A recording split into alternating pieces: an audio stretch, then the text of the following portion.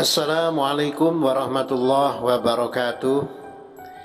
Apa kabar sahabat Well To Do sekalian? Pastinya kalian baik-baik saja, bukan? Kali ini Well To Do akan berbagi cerita tentang karomah Imam Syafi'i dan firasat yang luar biasa. Sahabat Well To Do sekalian, 4 karomah Imam Syafi'i yang masyhur dikisahkan. Salah satunya dapat mengetahui masa depan murid-muridnya. Yuk simak kisahnya bareng-bareng.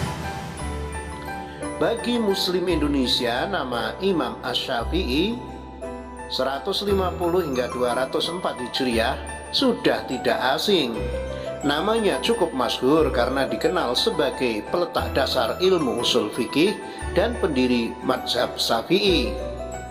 Mazhab paling banyak diikuti umat muslim di Asia Tenggara. Di balik keluasan ilmunya, ulama bernama lengkap Abu Abdullah Muhammad bin Idris Asy-Syafi'i ini punya karomah yang jarang diketahui umat muslim. Imam Ahmad bin Hambali, pendiri mazhab Hambali yang merupakan murid Imam Syafi'i ketika di Baghdad, pernah berkata bahwa Imam Syafi'i seperti mataharinya ilmu. Beliau ulama besar yang hidup pada masa tabi'in atau setelah sahabat Nabi, dan melahirkan banyak ilmu dan pandangan yang menjadi rujukan bagi umat Islam di dunia. Musa Muhammad dalam satu kajiannya menceritakan bahwa Imam Syafi'i bukan hanya seorang mujtahid, tetapi juga seorang ulama saleh yang memiliki banyak karomah. Beliau lahir pada malam hari bersamaan wafatnya Imam Abu Hanifah, pendiri mazhab Hanafi, tahun 150 Hijriah atau 767 Masehi. Firasat yang luar biasa di antara karomahnya diceritakan oleh Imam Al-Baihaqi dalam kitabnya Manaqib Asy-Syafi'i. Setelah beliau hijrah ke Mesir sampai akhir hayatnya di sana, beliau memiliki santri atau murid yang menceritakan perihal kewalian Imam Syafi'i.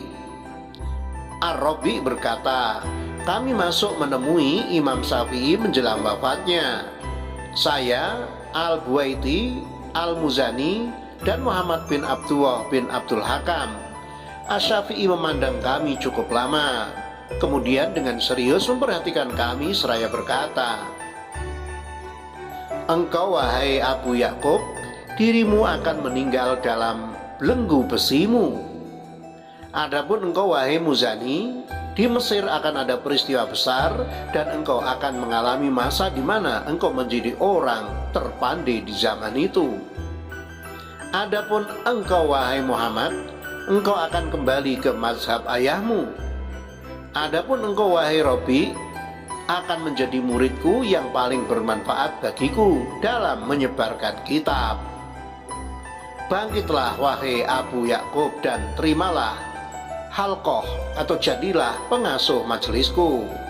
Ar-Rabi berkata, demikianlah yang terjadi sebagaimana yang beliau katakan. Dalam kisah di atas diceritakan ada 4 murid menonjol Imam Syafi'i yang datang membesuk gurunya pada saat sang guru sakit. Mereka adalah Ar-Rabi, Al-Buaiti dipanggil Asy-Syafi'i dengan nama Abu Yakub, Al-Muzani dan Ibnu Abdi Al-Hakam dipanggil Asy-Syafi'i dengan nama Muhammad.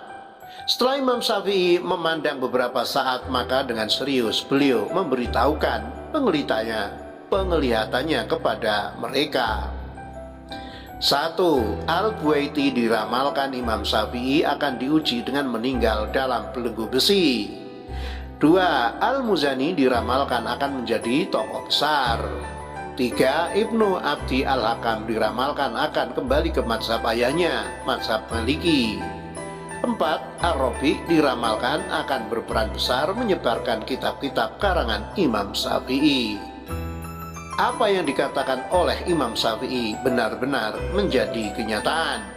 Pada masa Khalifah Al-Wasik Billah Ibnu Abi Du'ad yang beraliran Mu'tazilah memerintahkan wali Mesir untuk memanggil Al-Buaiti dengan mengetesnya terkait Al-Quran. Al-Buaiti menolak untuk mengatakan bahwa Al-Quran itu makhluk. Beliau pun ditangkap, diikat pada leher dan kakinya dengan belenggu dan rantai seberat 40 riti, kira-kira seberat 16 kg, dan dibawa ke Baghdad. Di sana beliau dipenjara dalam keadaan dibelenggu dan wafat dalam keadaan dibelenggu, sebagaimana firasat Imam Syafi'i. Setelah Al-Buaiti dizalimi dalam peristiwa fitnah Al-Quran makhluk itu, maka Al-Muzanilah yang menggantikan Al-Buaiti untuk mengasuh majelis Imam Syafi'i. Pengaruh Al-Muzani semakin membesar dan ilmunya tersebar luas, terutama setelah beliau mengarang kitabnya yang masyhur, Mukhtasar Al-Muzani. Barangkali inilah yang dimaksud Imam Syafi'i sebagai perkara besar, dan Al-Muzani akan menjadi orang terpandai di zamannya. Adapun Ibnu Abdi Al-Hakam, awalnya murid Imam Syafi'i ini bermazhab Maliki, sebagaimana ayahnya. Setelah Asy-Syafi'i datang ke Mesir, beliau tertarik dengan ilmunya, berguru kepadanya dan menjadi muridnya. Pada saat Asy-Syafi'i sakit, Ibnu Abdi Al-Hakam ini ingin menggantikan Imam Syafi'i sebagai pengasuh majelis. Al-Buaiti menolak karena beliaulah murid Imam Syafi'i yang dipercaya sang imam. Akhirnya terciptalah ketegangan di antara keduanya. Al-Humaydi datang sebagai penengah dan bersaksi bahwa Imam Syafi'i menegaskan Al-Buaitilah muridnya yang paling berilmu sehingga paling layak mengasuh majelis menggantikan beliau. Ibnu Abdi Al-Hakam menyergah ucapan Al-Humaydi dengan mengatakan, "Kazabta, dusta kamu." Al-Humaydi menjawab lebih keras lagi, "Kazabta anta wa abuka wa ummuka." Dusta kamu juga ayah dan ibumu. Ibnu Abdi Al-Hakam menjadi marah, meninggalkan majelis Asy-Syafi'i dan akhirnya kembali ke mazhab Maliki. Dengan demikian genaplah firasat Asy-Syafi'i.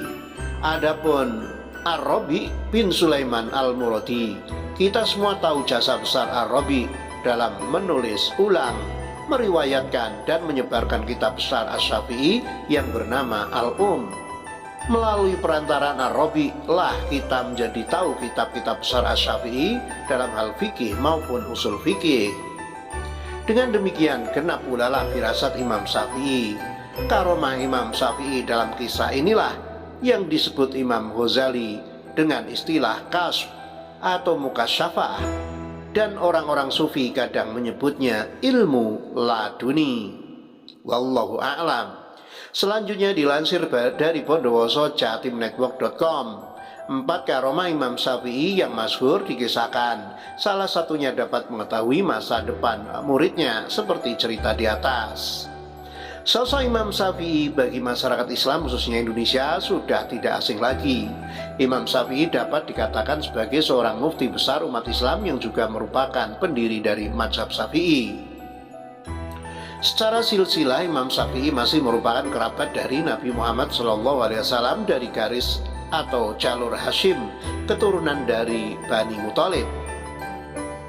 Populer dengan nama Imam Syafi'i, walaupun nama asli dari beliau adalah Abu Abdullah Muhammad bin Idris Asy-Syafi'i Al-Muthalibi Al-Quraisy.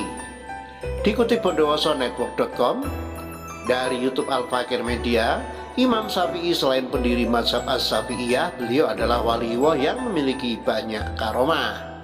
Di antara karomah dari Imam Syafi'i adalah 1. Hafal 30 juz Al-Quran pada umur 7 tahun. Hafal kitab hadis Muwatta karya Imam Malik hanya dalam 9 hari. Keluar wewangian yang sangat harum dari makamnya. Yang keempat, mukasyafah atau tersingkap peristiwa yang terjadi di masa depan, atau dapat melihat peristiwa yang akan terjadi di masa depan. Menjelang meninggalnya Imam Syafi'i RA, beliau didatangi oleh 4 orang muridnya yang paling menonjol. Beliau adalah Imam Buaiti, Imam Muzani, Imam Abu Al-Hakam, dan Imam Rabi. Imam Syafi'i melihat mereka satu persatu. "Engkau wahai Abu Ya'qub atau Imam Buaiti, kau akan meninggal dalam belenggu besi atau penjara," ungkap Imam Syafi'i. "Dan kau Muzani, nanti akan ada sesuatu peristiwa besar yang terjadi di Mesir dan kau akan menjadi orang terpandai di kala itu," tambah Imam Syafi'i. "Sedangkan dirimu wahai Muhammad atau Abu Al-Hakam, kau akan kembali berpaling ke mazhab ayahmu. Kemudian engkau wahai Robbi, dirimu akan menjadi murid yang paling bermanfaat bagiku dalam menyebarkan kitab. Pungkas Imam Syafi'i. Wallahu a'lam. Demikian, semoga bermanfaat. Wassalamualaikum warahmatullahi wabarakatuh.